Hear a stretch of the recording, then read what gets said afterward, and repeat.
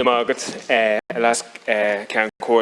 am disappointed that the Minister for Defence is not here. Maybe there is a reasonable excuse for that. Maybe he has an important job to do.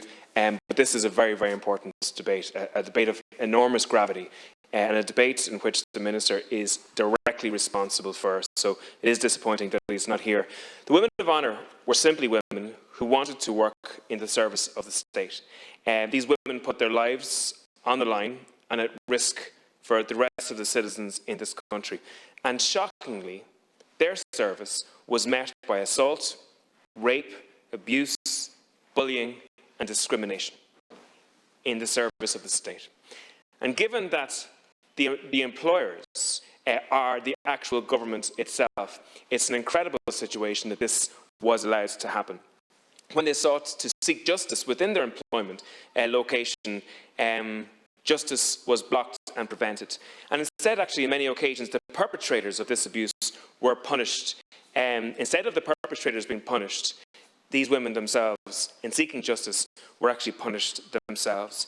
And it appears that there was a culture within the defence forces which sought to protect the organisation against attack. And where have we seen that before? Unfortunately, practically every organisation instinctually feels the necessity to protect itself from those who are actually just seeking justice and reform of that organisation. And these women were forced to break their anonymity and to tell absolutely harrowing stories.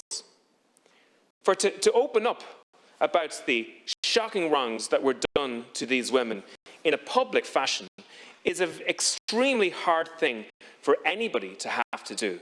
And I wanted to give absolute full credit for the work that they have done. I think this country owes a debt of gratitude, a serious debt of gratitude to those women for what they are seeking to do and the manner in which they have sought to do it.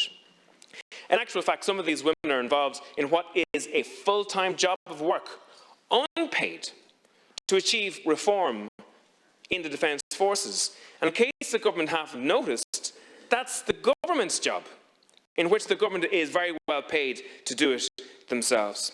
And I want to give credit to the Katie Hannon documentary too, who actually gave a first voice to these women in a documentary in the national airwaves as well. So the Women of Honour met with Simon Coveney, the Minister for Defence, a number of months ago, and he promised to finally listen to these women. The Minister also committed to giving these women a role in the path to justice. He stated that he would facilitate their shaping of the terms of reference of any investigation that would happen. Now, I've worked closely with the Women of Honour for the last number of months, and I have to say, I was actually quite shocked that that was the response of the Minister. I was surprised, pleasantly surprised, that the government were doing this, because in my experience, governments don't do that. Governments actually protect the organisation that is under a strain. For decades, government have protected organisation after organisations against those who have sought to reform them. But my distrust, my cynicism of the government has proven correct. And what is practically a mirror image of what's happening to the women in the cervical check scandal, ministers have spoken on the media and in the stall in measured tones about their shock of what's happening to people in this country. They've said that they will root out the causes of this difficulty and make sure that it never happens again.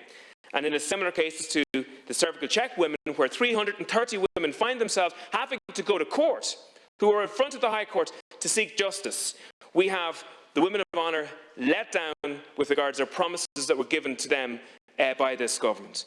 The government's words have proven meaningless in relation to the Women of Honour, and the Minister's credibility stands in stark contrast with the actions of the Women of Honour. His credibility, I believe, is hammered. He has reneged on the promise for a fully independent and external commission of investigation into bullying, discrimination and sexual violence in the defence forces. He has reneged on the promise to tackle the systemic resistance within the defence forces which prevents victims and survivors seeking justice. And I would ask you, Minister, today to make sure that we actually draw a line under that behaviour, where words don't match the actions of ministers. And actually, for the first time, probably in the history of a government, to provide justice I'm asking you again to go back to the well, speak to these women again, allow them influence over the terms of reference, and make sure that they are provided with what they deserve, a full commission of investigation into what's happening. Deputy Berry.